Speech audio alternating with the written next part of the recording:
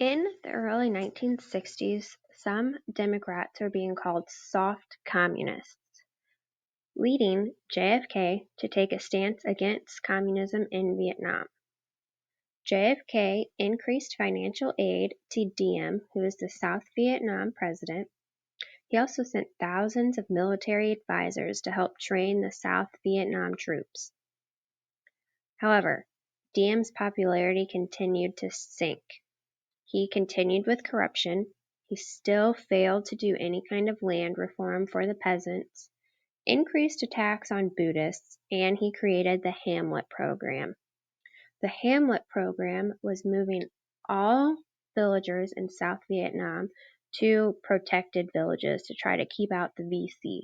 However, these Hamlet programs encouraged the VC, and it really upset the villagers because some families were in these villages for many generations, and it moved them from their homesteads and away from their relatives who would be buried nearby, and it just kind of removed them from their ancestry.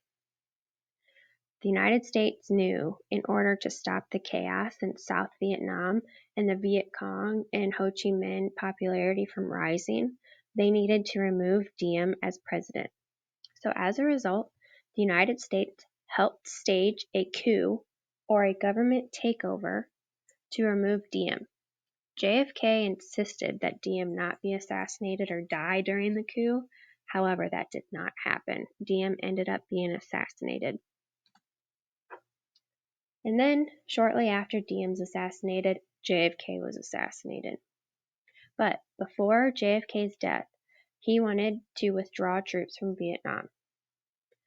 But after his assassination, LBJ, his vice president, came to become president. And LBJ increased tensions with Vietnam. After Diem's coup and death, it brought more instability to Vietnam. It also increased the Viet Cong's, or the VC's, influence in the countryside. Remember those Hamlet villages. LBJ was also worried about being considered a soft communist, so he wanted to take action in Vietnam, which encouraged, increasing in tension in Vietnam. The Tonkin Gulf Resolution.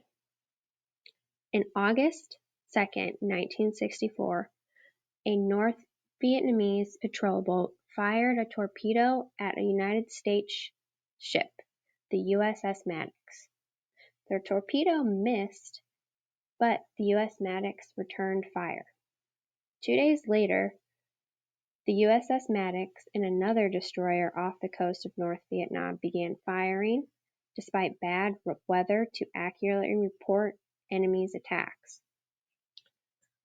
Because of these alleged attacks, it made LBJ create the Tonkin Gulf Resolution. This resolution was not a declaration of war, but it did grant LBJ these broad military powers.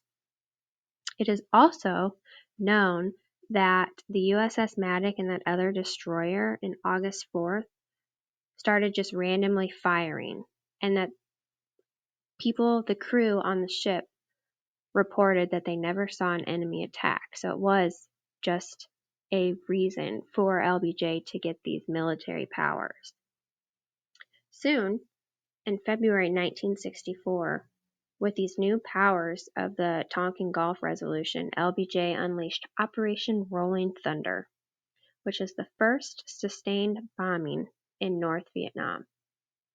A month later, the first U.S. combat troops arrived in Vietnam, and the Vietnam had now become an Americanized conflict.